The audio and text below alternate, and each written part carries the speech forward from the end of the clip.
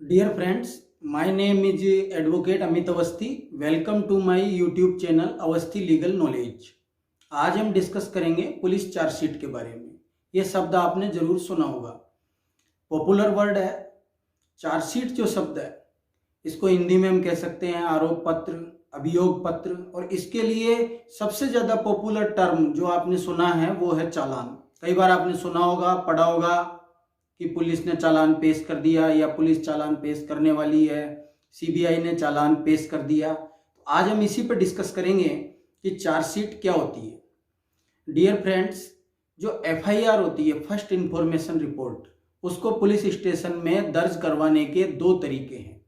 पहला तरीका है सीआरपीसी 1973 की धारा 154 के अंतर्गत आप डायरेक्ट पुलिस स्टेशन जाइए और किसी भी कॉग्निजेबल ऑफेंस के मामले में आप अपनी एफआईआर दर्ज करवा सकते हैं। और दूसरा तरीका ये है कि आप कोर्ट में जाइए, इस्तगासा या परिवाद आप दायर कर सकते हैं और जो मजिस्ट्रेट है वो पुलिस को ये निर्देश दे सकता है सीआरपीसी 1973 की जो धारा है 156(3) के अंतर्गत कि पुलिस आपकी एफआईआर दर्ज करे।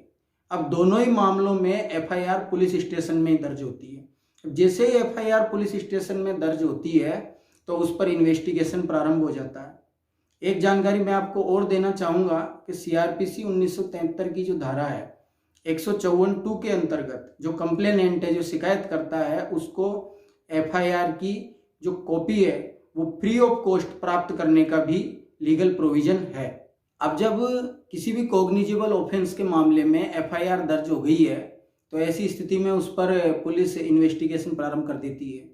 तो जो पुलिस स्टेशन इंचार्ज है वो उसी पुलिस स्टेशन में से किसी को इन्वेस्टिगेटिंग ऑफिसर नियुक्त करता है, जिसे हम हिंदी में कह सकते हैं अनुसंधान अधिकारी या जांच अधिकारी। तो ये जो आईओ है ये उस मामले की जांच करता है, अनुसंधान करता है, अन्वेषण करता है। अब जो इन्वेस्टिगेटिंग ऑफिसर है, जब उसका इन्वेस्टिगेशन कंप्लीट हो जाता है तो वो जो इन्वेस्टिगेशन रिपोर्ट तैयार करता है या जो पुलिस रिपोर्ट तैयार करता है, इस पुलिस रिपोर्ट को सीआरपीसी 1973 की जो धारा है 173 उसके अंतर्गत इसको कोर्ट में मजिस्ट्रेट के समक्ष, मजिस्ट्रेट के सम्मुख दो प्रकार से इसको पेश किया जा सकता है, दो प्रकार से इसको दाखिल किया जा सकता है। अब पहला तरीका तो है एफआर, जिसको हम कहते हैं, इसकी फुल फॉर्म है फाइनल रिपोर्ट। अब यदि आईओ को ये लगता है कि ये जो एफआईआर है, जिस एफआईआर का उसने इन्वेस्टिगेशन किया है, जिस कॉग्निजेबल ऑफेंस के मामले में, कि ये झूठा मामला है, इसमें उसको कोई पर्याप्त सबूत नहीं मिले, पर्याप्त गवाह नहीं मिले, और ये मामला ऐसा नहीं है कि जिसमें मुकदमा चलाया जाए, ये मुकदमा चलने योग्य नहीं है, तो उसको अगर ये झूठा लगता है, अनुसंधान के पश्चात अगर आईओ को लगता है कि मामला झूठा है तो वो मजिस्ट्रेट के समक्ष एफआर पेश कर देता है। लेकिन यदि आईओ को लगता है कि जिस एफआईआर से संबंधित मामले की उसने इन्वेस्टिगेशन की है, तो इस इन्वेस्टिगेशन के पश्चात आईओ ने अगर ये पाया है कि इस मामले में वास्तव में कोई अपराध कारित हुआ है, इसमें इस अपराध को साबित करने के लिए पर्याप्त संख्या में गवाह हैं, साक्ष्य इसमें मौजूद हैं, एविडेंस उसने कलेक्ट किए हैं और मुकदमा चलने योग्य मामला है, तो फिर उस मामले में जो पुलिस है वो मजिस्ट्रेट के सामने चार्जशीट पेश करती है।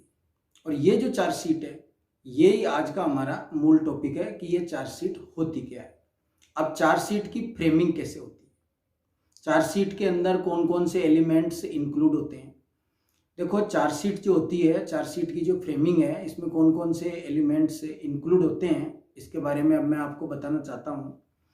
चार्जशीट में एक तो जो शिकायत करता है उसका नाम व पता होता है, जो एक्यूज्ड अपराधी है उसका नाम व पता होता है, घटना स्थल के बारे में जानकारी होती है, घटना की दिनांक, कितने आरोपियों की गिरफ्तारी पुलिस ने की है, कौन कौन सी धाराएं पुलिस ने लगाई है, और अगर किसी का मेडिकल करवाया है तो मेडिकल रिपोर्ट भी साथ में ही एनक्लोज की जाती है।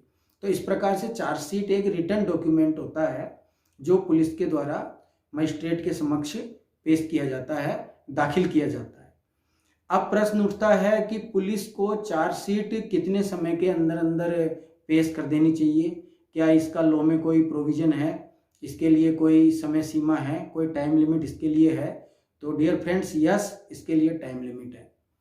ऐसे जो भी मामले हैं जिनमें 10 वर्ष से ज़्यादा सज़ा का प्रावधान है या उम्र कैद का प्रावधान है या फांसी की सज़ा का प्रावधान है, तो ऐसे मामलों में पुलिस को चार्जशीट 90 दिन के अंदर अंदर दाखिल करनी होती है। और जो ऐसे मामले हैं जिनमें 10 वर्ष से कम की सज़ा का प्रावधान है, ऐसे मामलों में पुलिस को जो चार्जशीट है वो 60 दिन के अंदर दाखिल करनी होती है। और अगर इस टाइम लिमिट के अंदर अंदर पुलिस चार्जशीट पेश नहीं कर पाती है तो CRPC 1973 की जो धारा है 167B, उसके अंडर जो एक्यूज्ड है वो जमानत प्राप्त करने का हकदार हो जाता है। अब एक बार अगर पुलिस ने कोर्ट में चार्जशीट पेश कर दी तो फिर न्यायालय उस मामले का संज्ञान ले लेता है, उस पर ट्रायल शुरू हो जाता है, उस पर विचारण प्रारंभ हो जाता है, न्यायालय की जो कार्यवाही है वो शुरू हो जाती है, वकीलों की बहस शुरू हो जाती है, न्यायालय द्वारा जो सम्मन जारी करने का कार्य है वो शुरू हो जाता है। तो डियर फ्रेंड्स, मेरे इस वीडियो में मैंने आपको चार्जशीट के संबंध में आज जो जानकारी प्रदान करने की कोशिश की है, तो आई होप ये जानकारी आपके लिए अत्यंत उपयोगी सिद्ध होगी। तो डियर फ्रेंड्स, आज के लिए इतना ही। लीगल टॉपिक्स की जानकारी के लिए मेरे YouTube channel Awasthi legal knowledge को सब्सक्राइब करें और इस वीडियो को लाइक करें और ज़्यादा से ज़्यादा शेयर करें। थैंक्स।